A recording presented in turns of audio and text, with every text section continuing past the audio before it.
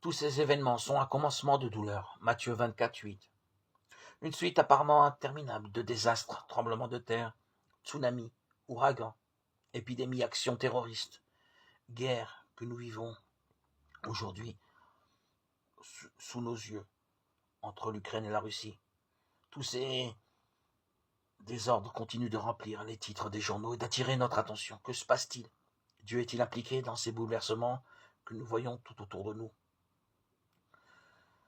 Toutes ces choses ont été prédites il y a plus de 2000 ans par un homme vêtu d'un humble vêtement de Galiléen, alors que ses disciples contemplaient les bâtiments du temple.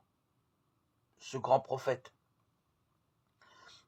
Deutéronome 18:15, assis sur le mont des Oliviers, a fait défiler paisiblement devant eux une vision des événements futurs, Matthieu 24, 3, 44.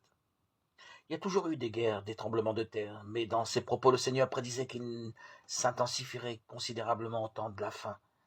Il décrivait ces événements comme étant un commencement de douleur. Le terme douleur signifiant ici littéralement les angoisses de l'accouchement. Jean 16, 21.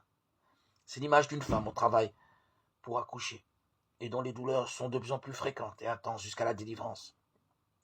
La grande tribulation suivra ces événements et les jugements augmenteront d'intensité. Matthieu 24, 21.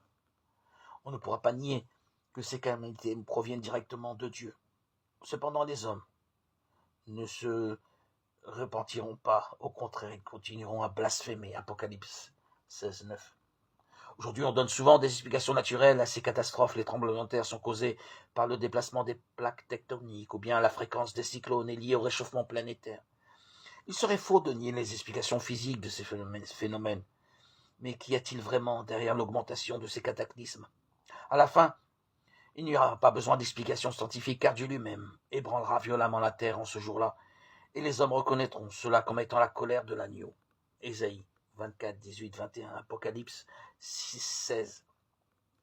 Dieu exécute ses plans aussi bien dans les événements actuels du monde que lorsqu'il fera venir les douleurs de l'accouchement conduisant à la grande tribulation.